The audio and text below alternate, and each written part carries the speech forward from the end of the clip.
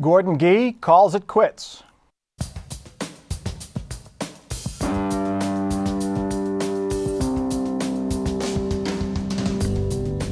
From the Battelle Studio at WOSU at COSI, this is Columbus on the Record. Joining Mike Thompson this week, Mark Niquette, Columbus correspondent for Bloomberg News. Jim Siegel, State House correspondent for the Columbus Dispatch. Bob Clegg, Republican strategist. And Janetta King, president of Innovation Ohio. It has been quite a week at Ohio State University. First came the release of an audio recording of President Gordon Gee making controversial remarks about Catholics, Notre Dame, and the Southeastern Conference. Then came the release of the Board of Trustees warning that he could be fired if he said such statements again. Gee issued apology after apology, but this all happened while Gee was on vacation. He was literally out to sea on a cruise with his family. When he returned to shore, he told the university he's had enough and will retire in a month. Gee insists the controversy is not prompting his sudden departure. I will be fully engaged in furthering the agenda of the university. I will just not be on the day-to-day firing line. And to me, that gives me the joy of doing the things that I really feel most passionately about. Continue to be engaged with students in a variety of ways and continuing to do other kinds of things. This is not a funeral. This is a new phase in my life. Jim Siegel, surprised it came so quickly after this controversy. He was nearing the end of his contract anyway, but... Yeah, I can't say I expected it to happen, but I don't think I was surprised about the timing, considering if you're going to step down after something like this, you're going to probably do it quickly rather than let it linger. And I think once he got back from his vacation, I think he gave him some time to reflect. It was probably a different mindset for him being out there with his family, and then seeing what was happening, the firestorm happening back at home. He probably gave him a little different perspective on whether he really wanted to continue and continue to go through this, and whether it was just better to kind of take his accomplishments and kind of fade into the background a bit. Although I do think he will still be pretty active with the university. I think he's got a big personality. He's very well liked. So I'd be very surprised if he disappeared altogether. And I think he made it clear he's not going to. The question was asked and it was denied, but was he forced out? Do we believe him when he says, and believe the board chair, Robert Schottenstein, when he says, no, he was not forced out? I don't think he was forced out. I think he just got tired of the constant, everything he says was being examined so closely. And, you sometimes wonder about how PC have we become. As a Catholic, I was not offended by his remarks. I kind of got the context that he was trying to be funny. I don't necessarily think he was very funny in his remarks, but I think the intention was not meant to be mean or anything like that. And I think he just got tired of all of this constant looking at everything he says whenever he says it. And obviously this isn't the first time this has happened. So yeah, let's take a look at, Gee has always refused to change who he is. 30 years ago, he was president of West Virginia University. It was his first big job, first president's job. The school asked him to tone it down, even stop wearing his bow ties. And Gee said that's part of the reason why he left. Take a look at this quote he made to his law school magazine. "I was miserable, so I went back to being myself. And if I was going to fail, I was going to do it on my terms." Foreshadowing a bit, they told him to stop speaking, tone it down, get a coach. Can you imagine telling Gordon Gee to get a public speaking coach, Janetta? Yeah, well, I think that's one of the reasons that we probably know it was his decision, is because he, was getting a lot of pushback. And it's been a long year for Gordon Gee. Not only do we have the gaffes, but in September, it came out through some public records request, the amount of spending he does on travel, on throwing parties, and that's in addition to his over $2 million that he makes in salary and bonuses. And that, in the context of where we are with student debt, where families are struggling, I think there was a disconnect there. So it was, I think, all of this stuff kind of adding up here, culminating in the departure. Yeah, and I don't think he was going to change, his approach or his persona. Governor Kasich always liked to say that Gordon Gee was the best politician in Ohio, and there's a reason for that. This is just who he is, and I think part of what might have happened is he just decided, it wasn't worth trying to tone down or to take a different approach from what he's used to. This story has happened at other universities where he's at. He ruffled feathers with Brown, he had to leave. He wasn't there quite as long. With Vanderbilt, he took criticism for spending and things like that. Is it because he had anyone with such a large personality after about 6-7 years, the shine sort of comes off the bloom a bit? Well, even more so, he's in his second term now as president at Ohio State too. So we had, we had the '90s when he was there, and now we had this latest stint. And like I said, if it would have been the first time that something like that had happened, obviously I don't think you would have had this kind of response. But since it is something that tends to occur on a periodic basis, I think he just took himself out of the mix so that he didn't have to deal with something like this anymore. Do you really think he's going to stick around, Jim? You mentioned you think he's going to stick around. I mean, his daughter lives in New Orleans, I believe, with his grandchildren. He says he has a significant other in California. I mean, well, I know his contract says he's granted tenure at the law school, and I think he'd still get a secretary in an office for 5 years and a stipend. So I mean, he can, if he wants to, he can certainly stick around. I think. I don't know what the thinking is of the university. There's kind of two schools of thought. One, will he overshadow the next president? But the other school is the guy is very popular and can raise money, and the university needs money. I mean, I think they've run up the credit card quite a bit over there, and I think they could really use his fundraising abilities. Yeah, I think the university would benefit from having Gordon Gee stick around. I mean, part of what's lost in all the hoopla over the controversy of what he says is some of the things that he did accomplish there, and some of the things that were unique. For example, OSU was the first public institution of higher learning to go out with a 100-year bond for capital projects, and now other universities are copying it. So he's had some innovative things there, and I think the university would benefit from keeping him there. do you think they'll hire for the next president somebody from within Janetta, or somebody go out and get another? It's hard to get another rock star because there are a few comparable stars out there to Gordon Gee, but do you think they'll hire from within, from without? Yeah. And it would be hard for any president to follow Gordon Gee, certainly. I can see them wanting to do it quickly. They do have a lot going on at the university, and I can imagine that they don't want to be in a long period of time without some type of leadership. It does sound like that they have started that process already. They're allowing no time to pass by. They probably do need to look at some obvious choices around the country to do their due diligence there, but a candidate very well could come from within. Will the next president be a shrinking violet? To be a total contrast, that way they're not compared to Gordon Gee? I think the two that we had in between his two terms. Britt Kerwin and Karen Holbrook. Yeah, I think both of them were more low-key, and they were both outside the university system here in Ohio. The one was from Georgia, the other one from Maryland. So I think that may be a hint that they may go back outside of Ohio to try to find somebody. All right, let's get to our next topic. Although they were nowhere near the size of the Senate Bill 5 rallies, union protesters returned to the State House this week. Supporters and opponents of so-called right-to-work bills made their arguments to legislative committees. Supporters argue workers should not be forced to join unions or pay dues. Opponents argue those dues or fairness payments lift up all workers. Why should you have to join a Rotary Club, a Kiwanis Club, a union as a condition of employment? To me, it's not freedom that's un-American. So I think we need to fix that. But regardless of whether they choose to or not, we are responsible for them. We're responsible for negotiating for them, and we're responsible to represent them in disciplinary hearings and grievance hearings, so they would still have full rights of any other dues-paying member. Mark Niquette, is this a one-day run for this bill? Is this legislation going to go anywhere? Well, we're told that it is. The legislative leaders say, there's no action coming on this bill, that this was one hearing and that's it.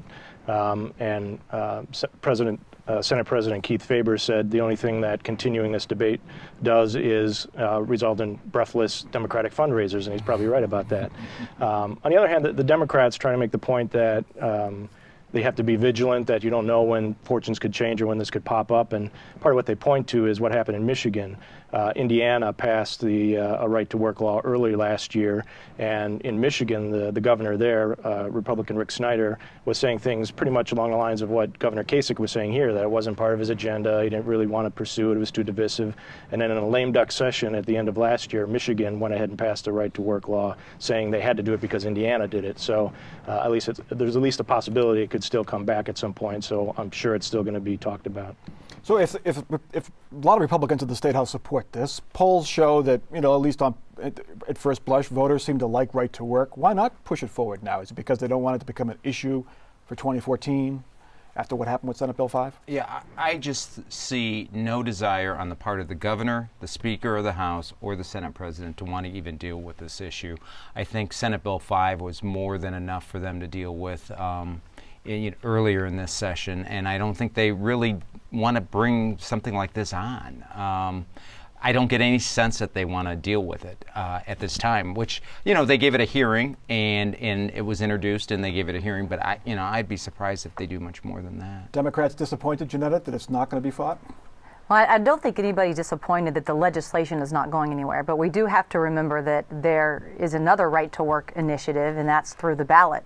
And so I don't think anybody is, sighing relief right now, because that is a very real ballot initiative that could be on the ballot in 2014. So I think either way, even if it's not legislation, there will be a right to work fight coming into Ohio. And I think that politically, Republicans have to ask themselves, yes, like you said, some of the poll numbers seem to show some support for this. Certainly a majority of the legislature supports it because of the Republican control. But at the same time, how many of those voters are going to vote for you because you voted for right to work, but how many are going to vote against you because you voted for right to work? I think you're going to find a lot more who will vote against you, or you will be pounded a lot harder for your vote for this than you would be beneficial. You get the benefit of a vote for this. I think it's a similar argument to the gun issue, in terms of, a vote for gun control may get you the popular vote, but you're going to catch more backlash from it, which is why it often doesn't happen. And we should keep our eye on Michigan in terms of that type of popularity for the governor who, as Mark said, decided to go ahead and support right to work. Some of the initial polling is coming out, and he's already trailing the Democratic nominee. And so I think that there could be an impact at the ballot box. Bob, what's the better argument? We heard the arguments there. Fairness for workers, that they shouldn't have to join the union if they don't want to. They shouldn't have to pay the dues if they don't want to. Or is the better argument, we're competing with Indiana and Michigan now. They are both, quote, right-to-work states. We have to join them. Which is the better argument? Well, I don't know if one is necessarily better than the other. I mean, they're two valid arguments. One is, should you be forced to pay union dues? And the union members come back and say, they receive the benefits they should. On the economic development side of things, I think we have to wait a little bit longer to see how this all pans out, both in Indiana and Michigan. Both of them haven't been right-to-work states long enough, I think, yet to make that argument. But it very well could be made down the road once we see how it turns out. But Oklahoma's been right-to-work, Mark, for about 10 years. You talk to folks there, they say we haven't really seen a huge difference either way. So the jury is still out, even for states that have had it for a long time. Yeah, and you talk to companies and people who make decisions about where businesses locate or expand, and the be-all, end-all is not right to work. There's a myriad of factors that go into where a company decides to go, and this could be a element or on the margins make a difference, but it doesn't stop folks from saying it matters. Though if you talk to Mitch Daniels, the former governor of Indiana, he'll go on and on about how he's getting all kinds of people coming to Indiana or interested in Indiana because of right to work. And I don't think you can use either argument. First of all, we can't say that currently in Ohio or anywhere anyone's forced to join a union. That's just not true. You're not forced. They have to pay the dues. But this is not to protect people from joining unions. And then two, I think the research, when you look at it, it's not conclusive. And in fact, we see that lower wages happen in right-to-work states, unsafe working conditions, a lot of things that I don't think Ohio aspires to be, a higher uninsured rates. People don't have pensions. So, if that's where we're going, I think people will have a lot of concern and those arguments won't work. All right. At the State House, it's like Christmas in June, a time to tack things onto the state budget like you would hang ornaments on a Christmas tree. A lot of that going on. So if you thought that a budget bill should only deal with revenues and expenses, think again. Some of the things tacked onto the state budget, a provision that would exempt local governments from open meeting laws when discussing economic development deals, a prohibition on the transfer agreements between abortion clinics and public hospitals. There would be an expansion of the highways where we can drive 70 miles per hour. The state budget would exempt the spider monkey from the exotic animals ban, and Jell-O shots and other alcohol-laced foods would be legal under the Senate budget. Bob Clegg? For the Ohio Senate, there's always room for Jell-O shots, yeah, right? Really. I mean, this is the budget process, and it's only going to get worse because once they send this to conference committee, you know, who knows what's going to be added then. You know, you're not supposed to add anything that wasn't already, you know, contained in one of the versions, but that seems to go by the wayside. And the governor's talking about putting in a tax and maybe hopefully get it, you know, he's going to hopefully get that in during the conference. The severance tax on. Severance tax. You can see that, though, a tax. That's revenue. Sure. That should be part of the budget. But the spider monkey? Well, I mean, the budget's there to deal with a lot of different issues, you know, and sometimes spider monkeys is one of those issues that have to be dealt with. You know, because the budget affects all of state government because of funding, you can make the argument that, you know, somewhere in there is animal issues that the spider monkey would be. You could be fined if you have a spider germane monkey, to. which would go to the. Sure. But the thing is, like Planned Parenthood funding, well, that is funding, but the transfer agreements between abortion clinics and hospitals, that's not really a budget thing, but if you lump it in with the budget, it gets passed. That's the argument against tacking on things to the budget, right, Mark? Right. Jim, isn't there like a single subject rule or something that says? You know, I was talking to Representative Ron Amstutz this week about conference committee, and he even brought that up. He's the finance chairman in the House, and he brought it up. He said one of my biggest concerns about this bill is how much stuff is in it that has no business being here and should be in a separate bill and be debated separately. And he even said that. He goes, yeah, don't we have a constitutional amendment prohibiting multiple subjects in a bill? Which the budget can be. You could challenge that if there's things in this budget that you want to challenge legally. You could do that under the single subject rule, because I mean there's stuff in here on campaign finance and I mean everything under the sun. I mean there's a reason top legislative leaders hold their major fundraisers around the budget. It's because everybody on earth around the State House wants to get something in it, because like you said, it passes quickly and it usually without a lot of debate. And that's why some of this stuff ends up getting put in the budget, of course, because you can vote for the budget and you can vote for something essentially that you would otherwise not vote on directly if it was the only thing before you. That's right. And there are some trivial things, but there are some significant policy things that are quote unquote buried into the budget. And why that happens is because there's not a standalone hearing on any one of these issues. As you said, there's not an up or down vote. This budget has to be signed by the end of June. This legislation is moving. So people will pay a lot of money at these fundraisers to get their issue buried in the budget. And it's very hard for Ohioans to decipher, especially when this Senate bill is coming out, all of these new things buried in the budget, and it will be done with less than 30 days. And right now the budget is 5,371 pages. That is over 1,100 pages bigger than the governor's original budget. And politically, it becomes a minefield, because what happens is you have so many different small things in this budget. When you vote for the budget, you're voting for everything in the budget. When you vote against the budget, you're voting against everything in the budget, which means come campaign time, if you voted against it, trust me, there's going to be things that will be used against you, and if you voted for it, there'll be things that will be used against you. So you got to be careful on this. Speaking of minefields, is it wise for Republicans to have these further restrictions on Planned Parenthood and abortion transfers after what happened in 2012 with the so-called gender gap and President Obama?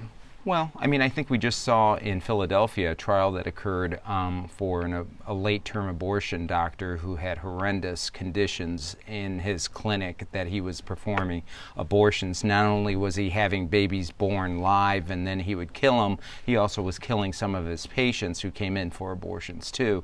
But that was an extreme case. And Sure, the advocates for sure. abortion rights say this is the reason why we need more regulations. Yeah. And that's, this is just a regulation thing. I mean, it's you have a majority of the legislature and the governor who believe in this. So, this is what the majority that was voted into office is doing. And they have every right to do that. It's not just a regulation thing. It is a backdoor attempt to shut down providers. It's a pretty easy issue to understand. The Department of Health requires these providers, these surgical centers, to have transfer agreements with hospitals, but then they tell the public hospitals you can't sign a transfer agreement with an abortion provider. And so it's very clear what's going to happen. So it's you not can't a get an regulation. abortion at a hospital? These facilities also do a lot more than just provide abortion. So this Fine, is let them going do the to non-abortion related items, however they make their money doing abortions. To the question of if this is going to backfire, this is absolutely going to backfire, because even though they tried to hide it in the budget, women in Ohio are coming out of the woodwork to fight. And it's not just one provision. There are 3 different provisions that have made it into this budget that are going to affect access to health care for women, and it absolutely will backfire. Taxes, the other issue. The Senate wants to cut business taxes. The House wants to cut income taxes. And the governor wants to cut them both, but raise sales taxes or expand sales taxes. Who wins? Probably try and split it down the middle. We'll get a little bit more of a income tax and a little less of a business tax cut maybe. But what's going to be interesting is this new wrinkle of a severance tax, where the governor is trying to make it more palatable by earmarking a portion of it for Appalachia and then having the rest go to income tax reduction.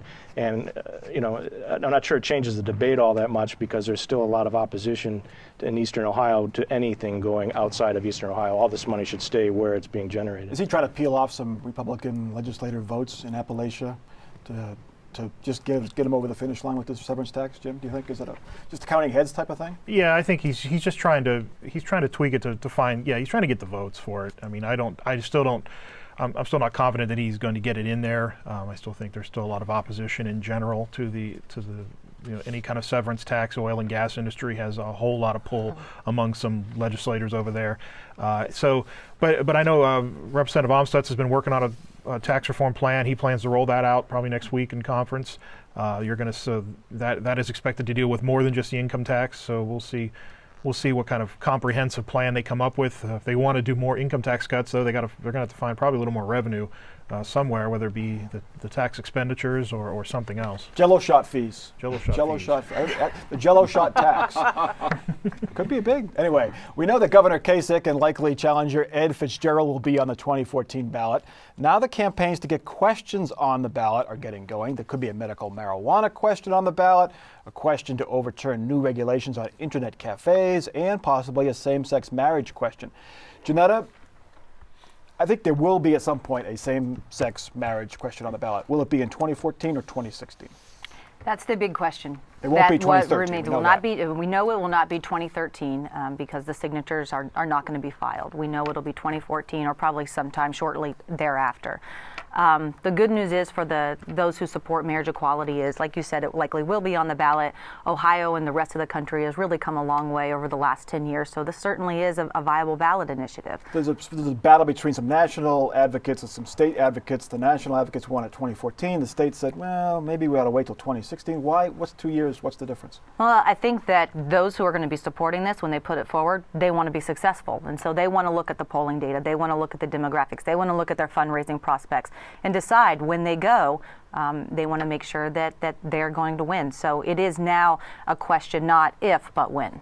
It's all a matter of turnout. I mean, presidential year, you get a much broader, more liberal turnout than you do in a gubernatorial year.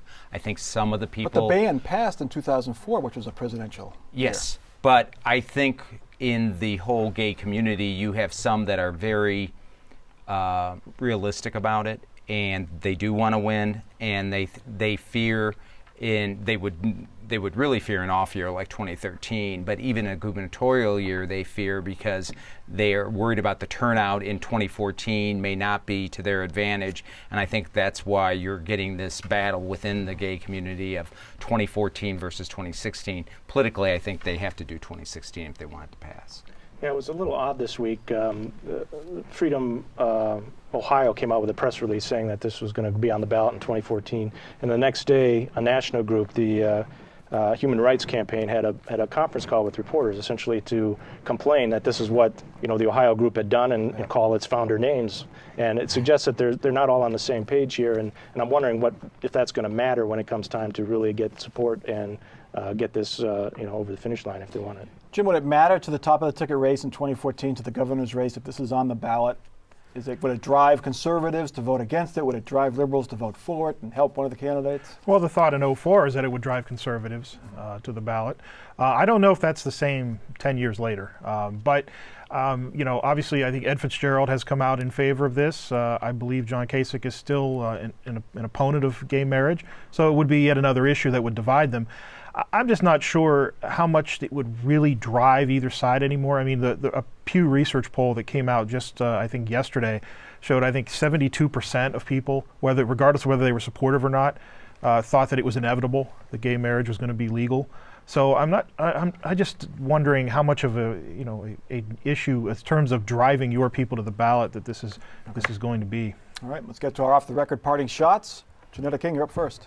So this week we saw the legislature and Governor Kasich double down on the secrecy of Jobs Ohio. I do think that will be an issue in 2014, and it's not going to be good for them. Bob? But at the same time, I see with the governor's budget and all the versions that have passed out of the House and the Senate that the budget is a pro-jobs budget. So I think what it's going to be is more jobs here in Ohio, and I think we'll continue to have a lower jobless rate than we do nationally here in Ohio. Jim? Currently, the budget says that tax cuts for income tax cuts only go to business owners. I believe that by the time they're done, we'll probably see at least a little bit of those tax cuts for the rest of us. Okay. And Mark?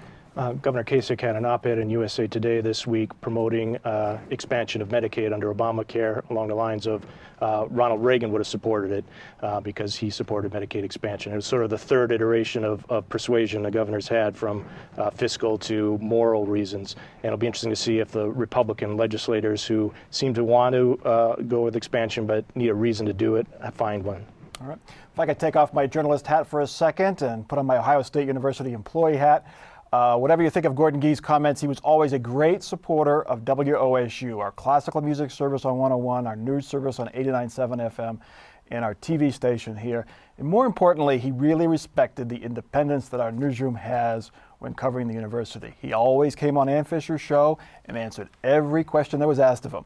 And he answered them quite well, with great copy. So thanks to Gordon Gee for his support of WOSU. That is Columbus on the Record for this week. Please check us out online. We're on Facebook, we're on Twitter. Continue the conversation at our website, wosu.org/COTR. For our crew and for our panel, I'm Mike Thompson. Have a good week.